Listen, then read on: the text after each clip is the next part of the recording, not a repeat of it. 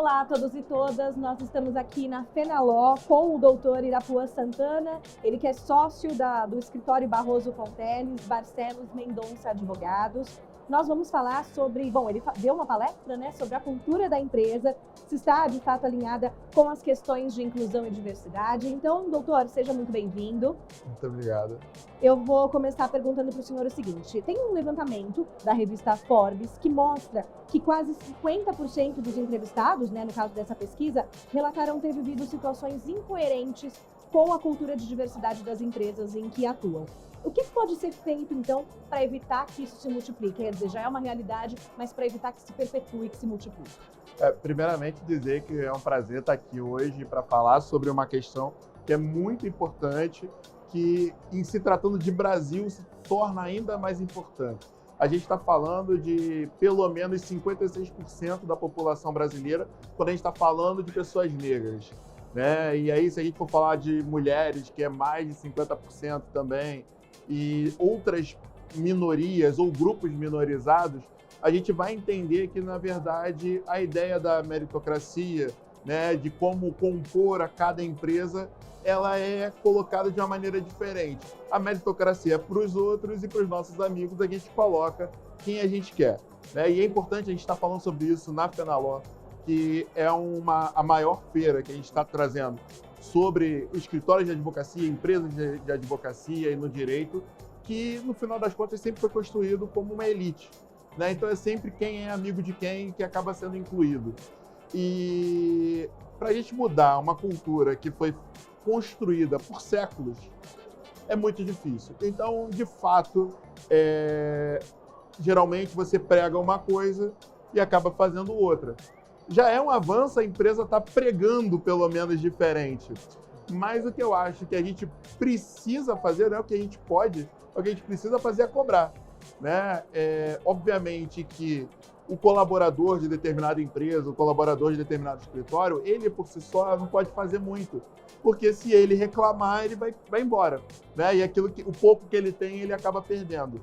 Mas aí cabe às outras organizações, como o Ministério Público do Trabalho, a própria OAB, associações que falam da questão que seja daquele grupo de minoria, pressionar, fiscalizar para que esse tipo de coisa aconteça. Uma coisa que tem acontecido, que eu acho que foi o start, foi o fato de que os próprios clientes dessas empresas e desses escritórios de advocacia têm exigido saber como é a composição. E aí não basta só a gente falar assim, olha, temos 50% de pessoas negras, se 90% delas está como estagiário ou como administrativo. A gente precisa ter sócios negros, a gente precisa ter coordenadores negros e por aí vai. Então, a pressão, ela vem, primeiro principiológica, depois vem pelo bolso. Eu acho que precisa ter uma questão reputacional, realmente, e que a gente procure mecanismos de incentivo, não apenas de repressão, mas de incentivos, como, por exemplo, olha, a gente pode pagar mais se você tiver mais diversidade. Já existem empresas colocando esse tipo de coisa no mercado. Então, é normal que, como a gente está nesse momento de mudança, isso ainda aconteça, mas a gente não pode simplesmente falar assim, é normal e é assim mesmo. Não, precisamos continuar pressionando. Existe um hiato também, doutor, entre aquilo que se prega e aquilo que de fato se pratica? Exatamente. Esse é o grande negócio, aquilo que você coloca uma foto bonitinha, mas na prática você vê que não é bem assim. E esse ato, ele precisa ser visto. A gente precisa realmente colocar os olhos ali naquela empresa, ou mesmo no governo, como a gente está falando de Estado, e verificar. Eu vou dar um exemplo muito rápido. Todo mundo viu na posse do presidente Lula, ele subindo com várias pessoas representando as minorias. Mas se a gente for colocar a parcela de orçamento em que os ministros negros tinham, representava 1,5% do orçamento de todos os ministérios. Ou seja, eles dão o status, mas não dão o dinheiro para mexer na política. Então, a gente precisa olhar para além da foto. E isso precisa ser verificado no dia a dia. Aconteceu uma crise, o que a pessoa tem feito antes para se prevenir? Porque esse é um outro ponto que é importante. se a gente está falando de uma empresa grande, ou pequena, ou média, eventualmente vai acontecer algum problema. A questão é o que vem sendo feito para prevenir o problema e o que vai ser feito para coibir esse problema. Agora, pensando em termos de resultados, né, de resultados concretos, quer dizer, quais os resultados, quais os benefícios que uma empresa pode ter no sentido de se preocupar, e não só se preocupar, mas colocar em prática diversidade e inclusão? A diversidade e a inclusão, ela é essencial para aumentar o lucro da empresa. Em termos práticos, a pessoa pode ser racista, machista, homofóbica, o que for. Isso é o CPF dela. O CNPJ não pode. E aí que tá. Obviamente, você não pode ser isso é crime. Mas o que eu estou falando é internamente, sem expor. E não é lógico que a gente tenha uma empresa que não olhe para o mercado negro. Por exemplo, o mercado consumidor de pessoas negras, no ano de 2017, equivaleu a 1,7 trilhão de reais. Quem não quer uma fatia disso? Isso não é uma moeda grande de troca?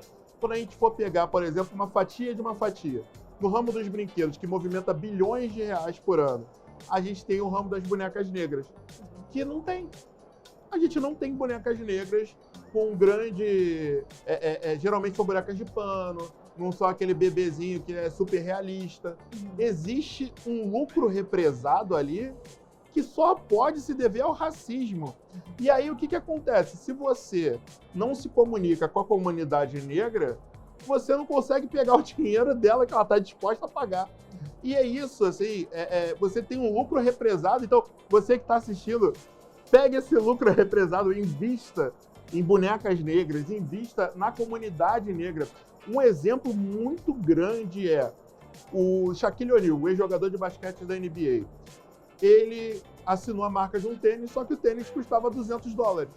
Aí a mãe de um garoto chegou para ele e falou: por que você não coloca um tênis barato? Meu filho te ama. E tem muita gente da comunidade negra que precisa de um tênis grande. Aí o que ele fez? Colocou tênis de baixo custo. Hoje em dia ele tem mais ou menos 25 milhões de dólares por ano de rendimento. A gente precisa olhar para esses mercados. E para isso a gente precisa trazer pessoas que olhem para esses mercados.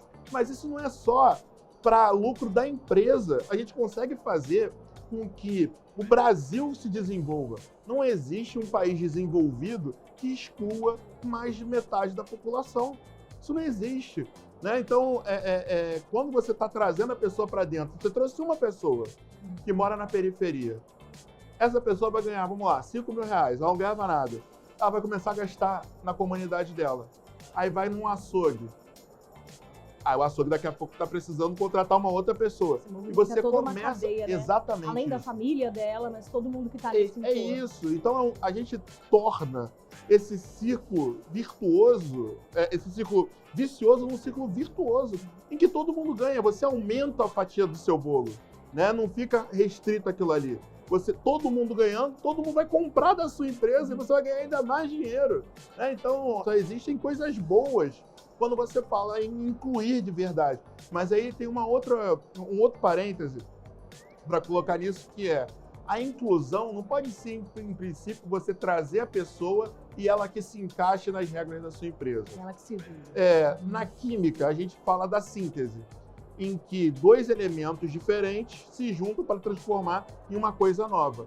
E é essa coisa nova que a gente está falando. Não basta você trazer, você tem que acolher. Você tem que deixar com que aquela pessoa desenvolva toda a sua potencialidade a favor da empresa. Porque senão você vai ter uma pessoa que não se encaixa, que vai gastar o dinheiro dela, em vez de gastar com açougue, em saúde mental, que é o que acontece hoje em dia, infelizmente. Eu ia perguntar para o senhor sobre os principais desafios, né, de incorporar políticas de diversidade e inclusão no setor corporativo. Acho que esse que o senhor trouxe é um, né? Esse é um, e eu entendo que a gente ainda está num problema anterior, que as pessoas ainda não entenderam o tamanho da possibilidade que é fazer uma inclusão séria. Porque muitas vezes a gente deu uma palestra no mês de novembro sobre consciência negra. Pronto, está feita a minha coisa aqui de diversidade. Na OAB, a gente está colocando agora em novembro... Exato.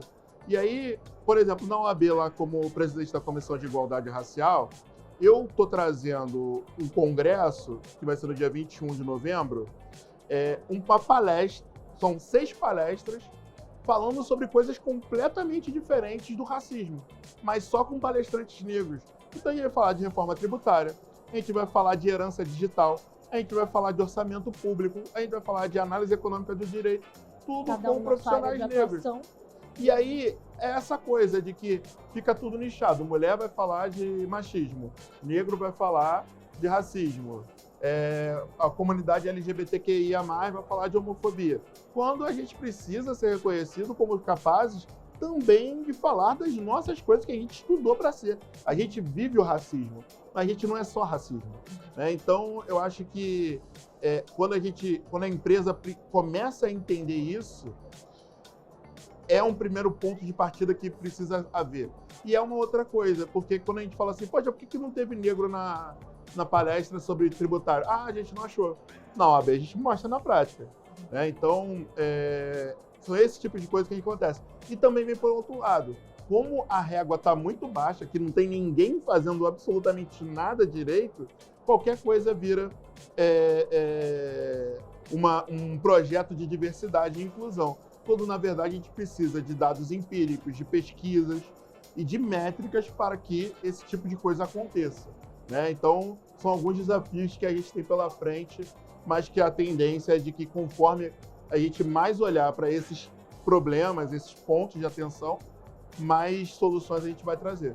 Quero aproveitar para perguntar para o senhor e para finalizar te perguntando, então, nessa perspectiva, qual que é a importância do letramento racial, doutor? Qual que é a importância de que tipo de letramento racial eu iria ainda para isso?